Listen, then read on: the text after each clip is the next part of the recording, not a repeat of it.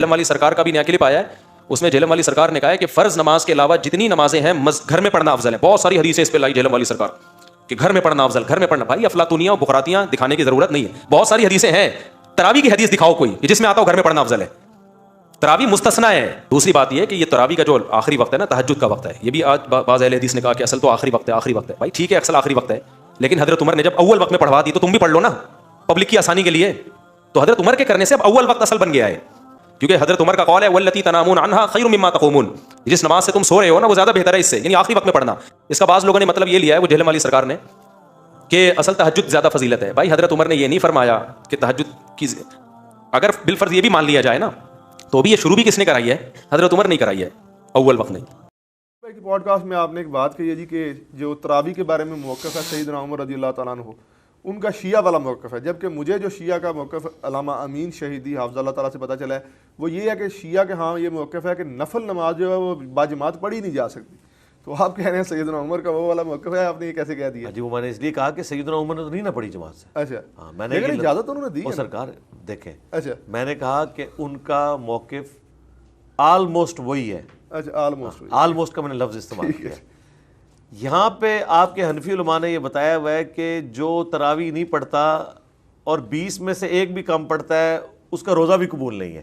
یہ تو دیکھیں نا, یہ تو پبلک میں انہوں نے مشہور کیا ہے نا. تو جب پبلک میں آپ ایک ڈاکٹرن کھڑی کریں گے تو پھر اینٹی ڈاکٹرن یا اینٹی ڈاٹ اس کا پھر اسی طریقے سے آئے گا. پڑھے لکھے علماء اس کو رد کرتے ہیں, کہتے ہیں پڑھے لکھے علماء کدھر ہیں جی؟ کون سے پڑھے لکھے علماء ہیں؟ ہمارے بعد ہی لوگ کہتے ہیں ہم تو ایسے کہتے نہیں. دیکھیں یہ حنفی علماء نہیں کہتے تھے کہ جی بغلوں میں بت رکھ کے آتے تھے تو رفع دین ہوتا تھا. اب جب ہم کہتے ہیں کہ یہ کہاں لکھا ہے, کہتے ہیں ہم پڑھے لکھے تو نہیں. ہم تو پہلے ہی مانتے ہیں کہ آپ کے کوئی بھی عالم پڑھے لکھے نہیں تھے جن سے ہم بچپن میں پڑھتے رہے. ہم تو سارے علماء کے بارے میں یہ عقیدہ رکھتے ہیں. یہ عوام کو شیطان نے آگے پڑھایا ہے, یقیناً ان لوگوں نے پڑھایا ہے کہ جو جمعے کے خطبے دیتے تھے. اہل حدیث نے تو نہیں پڑھایا نا ان کو کہ یہ رفع دین اس لیے ہوتا تھا کہ بت رکھ کے آتے تھے. انہوں نے پڑھایا نا, نہ کسی کرکٹر نے پڑھایا, نہ کسی ہاکی کے پلیئر نے, کسی مولوی نے بتایا نا. اس وقت ان کی ذمہ داری نہیں تھی. اگر یہ کہتے ہیں نا کہ یہ جاہل علماء نے, تو چلیں مجھے یہ 100-150 سال پہلے کی کوئی کتاب دکھائیں جس میں رد لکھا ہو اس بات کا کہ یہ جو ہمارے علماء پبلک کو غلط بتاتے ہیں کہ بغلوں میں بت رکھ کے آتے تھے, ہم اس کا رد کرتے ہیں. اگر رد نہیں مل رہا تو آپ سمجھ لیں انہوں نے ایک ٹکٹ میں 2 مزے کیے ہیں. یہ کرتے رہیں. باقی وہ سیدنا عمر کی طرف واپس آئیں. سیدنا عمر کا میں نے کہا تھا آلموسٹ وہی موقف ہے جو شیعہ والا ہے کہ سیدنا عمر نے 2010 نمبر حدیث صحیح بخاری کی, جب انہوں نے جماعت کو الاؤ کیا ایک امام کے پیچھے, شروع نہیں کروائی, ہو تو رہا تھا وہ ٹولیوں کی شکل میں. نبی اسلام نے بھی 3 دن جماعت کے ساتھ پڑھی.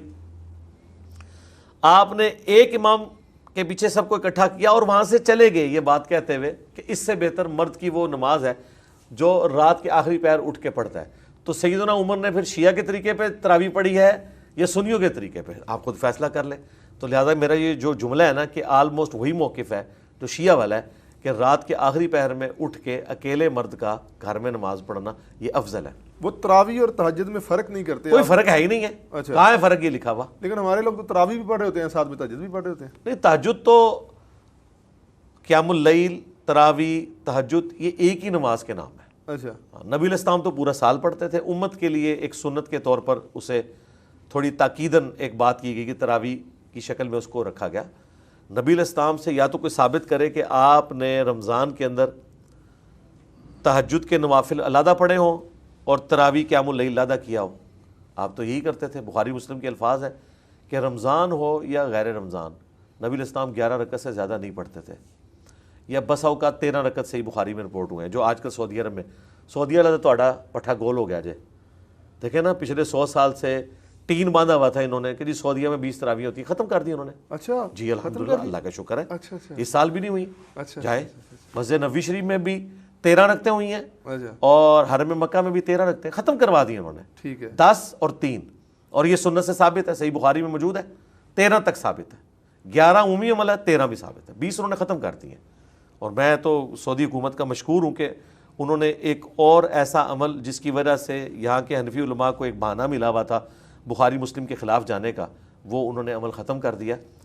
جب یہ ہم حدیث پیش کرتے ہیں تو یہ کہتے ہیں کہ وہ اماں عائشہ نے تہجد کا ذکر کیا. بھئی اماں عائشہ زیادہ کوئی ذہین عورت تھیں. وہ بندہ آگے پوچھ رہا ہے کہ اماں جان نبی علیہ السلام کی رات کی نماز رمضان میں کتنی ہوتی تھی؟ مجھے بتائیں آج بھی کوئی چھوٹا بچہ آ کے کسی بیوقوف آدمی کو بھی پوچھے نا کہ رمضان میں جو یہ فرض کے علاوہ نماز پڑھی جاتی ہے کتنی ہوتی ہے، تو یقیناً اسے پتا ہوگا یہ تراویح کا ہی پوچھ رہا ہے۔ تو ام عائشہ تو اتنی ذہین عورت تھی، انہوں نے جواب دیا کہ بیٹا رمضان ہو یا غیر رمضان، نبی اسلام 11 رکعت سے زیادہ نہیں پڑھتے تھے، کیونکہ نبی اسلام تو پورا سال تہجد پڑھتے تھے نا، آپ پہ تہجد کی نماز فرض تھی، امت کے لیے وہ سنت رکھی گئی ہے رمضان میں تاکیدن، اور ویسے پورا سال بھی پڑھ سکتے ہیں۔ تو تہجد، وتر، قیام اللیل، تراویح، یہ چاروں ٹرمز اسی کے لیے استعمال۔ الموطا امام مالک میں جو قیام اللیل کا باب باندھا گیا، سب سے پہلے جو باقاعدہ حدیث کی کتاب ہے الموطا امام مالک ہے نا، اس میں جو باب باندھا گیا رمضان کے رات کا قیام، اس میں وہ سیدنا عمر سے لے کے آئیں کہ سیدنا عمر نے تمیم داری اور ابی ابن کعب کی ڈیوٹی لگائی۔ اتنا حصہ بخاری میں بھی موجود ہے۔ الموطا امام مالک میں ایک سٹیپ آگے ہے کہ انہوں نے حکم دیا کہ وہ لوگوں کو 11 رکعتیں پڑھائیں۔ اچھا، ہاں، یہ الموطا امام مالک میں موجود ہے اور بالکل گولڈن چین کے ساتھ موجود ہے۔ وہ صحابی کا پوتا ہے جو اپنے دادے سے روایت کر رہا ہے، سند متصل ہے، ٹھیک ہے، صائب بن یزید رضی اللہ تعالیٰ عنہ، ٹھیک ہے، ان کا پوتا کہہ رہا ہے، تو سند والا مسئلہ ہی نہیں، اور اس پوتے سے سنا امام مالک نے، سند پوری ہے۔ اب یہ اتنی یعنی آپ سمجھ لیں واضح حدیث تھی کہ مفتی احمد یار خان نعیمی صاحب جال حق والے آپ کے گجرات شہر کے، جی جی، ان کو یہ ماننا پڑا، انہوں نے کہا نہیں وہ پہلے غلطی سے 11 شروع کروا دی تھی، بعض میں 20 کی ہیں انہوں نے، وہ بھی انکار نہیں کر سکے اس حدیث کا، یہ ذہن میں رکھیے گا۔ انہوں نے رٹ لگائی 20 کی، 20 والی روایت بھی ہے الموطا امام مالک میں، یزید بن رومان والی، لیکن انہوں نے تو حضرت عمر کا زمانہ نہیں پایا، وہ منقطع روایت ہے، جو متصل سند کے ساتھ ہے وہ 11 رکعت والی ہے۔ ٹھیک ہو گیا سر۔ تراویح میں باقاعدہ طور پہ ختم قرآن کرنا یا قرآن کا پورا پڑھنا یہ بدعت کے زمرے میں نہیں آ جاتا؟ نہیں، افضل عمل ہے۔ اچھا بخاری میں آتا ہے کہ حضرت جبرائیل ہر سال دورہ قرآن نبی الاسلام کے ساتھ کرتے تھے، اچھا، اور جس سال آپ کی ڈیتھ ہوئی انہوں نے 2 دفعہ دورہ قرآن کیا۔ تو رمضان میں 1 مہینے میں پورے قرآن کو کور کرنا یہ نبی الاسلام کی تراویح سنت ہے۔